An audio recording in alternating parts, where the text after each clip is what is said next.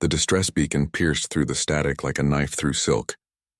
Neo adjusted the frequency on his salvage rig's communication array, his calloused fingers dancing across the controls with practiced ease.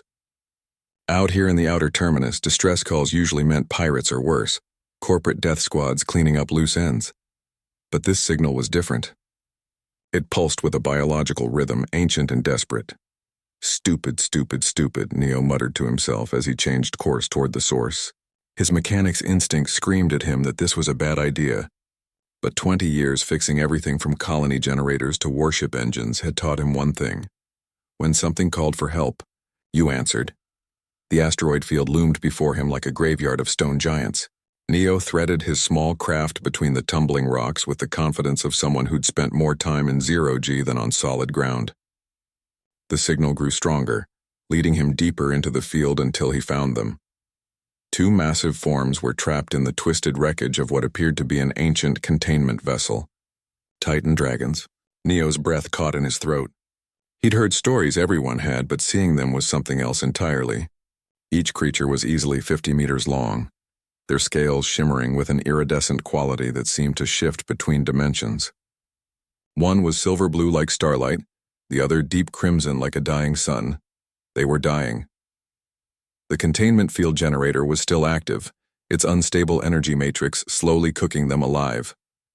Neo could see the burns across their magnificent hides, the way they struggled weakly against bonds that had held them for who knew how long. All right, you beautiful bastards, Neo whispered, pulling on his EVA suit. Let's see what a human mechanic can do. It took him 4 hours.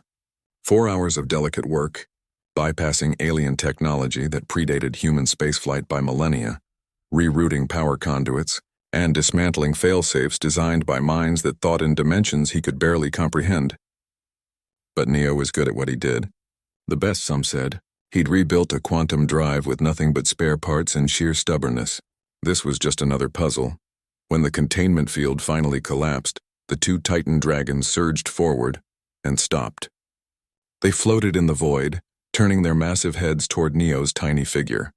Eyes like galaxies regarded him with an intelligence that made him feel simultaneously insignificant and acknowledged.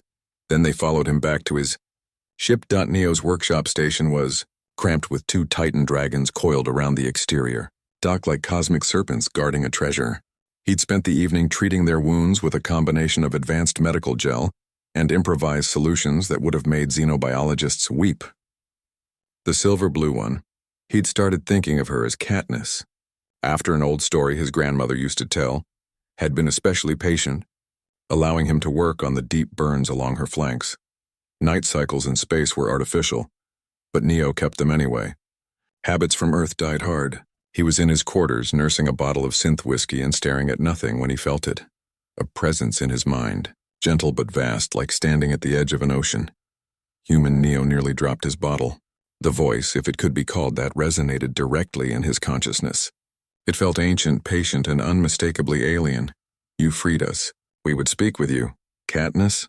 Neo said aloud, feeling foolish. I am called Silverweave in my tongue. My companion is Emberclaw. We have existed since before your species learned to make fire. We have witnessed the rise and fall of 1,000 civilizations. And tonight, human mechanic, we must tell you a secret that will change everything. Neo set down the bottle with shaking hands. I'm listening. The great powers of this galaxy, the Valdorian Empire, the consortium of eternal stars, the Hive Nexus, they fear humanity.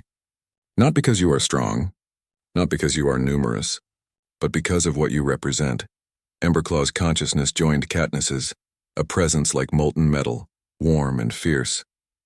We were imprisoned by the Valdorians 3,000 years ago. They feared our power, our knowledge. In all that time, thousands of species passed our prison. Scientists, warriors, explorers, not one stopped. Not one tried to help. They saw opportunity, study us, exploit us, or leave us to die. Only humans possess this strange quality. You see something suffering and you cannot walk away. Neo laughed, a short, bitter sound. We're not that noble. Humans have done plenty of... We know your history, Neo the mechanic. We know your species' capacity for darkness. But you also possess something unique, the ability to choose differently. When a human sees a problem, Their first instinct is not to calculate advantage, but to ask, how can I fix this? You are a galaxy of mechanics, and you do not know it yet. Katniss's presence intensified, filling his mind with images. Humans negotiating peace where others saw only war. Human engineers solving problems that had stumped elder races for centuries. Human medics treating wounded enemies. Human farmers sharing food with former foes. The great powers maintain order through fear and strength. But humanity will change the galaxy through something they cannot comprehend. Compassion backed by capability. You do not merely help, you fix. You do not merely fight, you rebuild. And that terrifies them.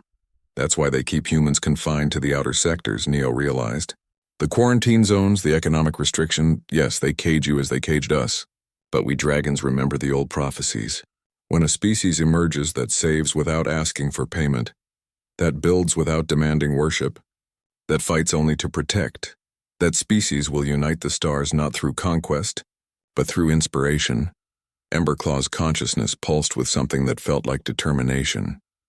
We have chosen you, Neo. We will bond with you and your companion, Finder, the one who fights where you build, who has a warrior's heart to match your creator's hands. Together you will show this galaxy what humanity truly means. Companion, I don't... But even as he spoke, Neo thought of the messages he'd been receiving.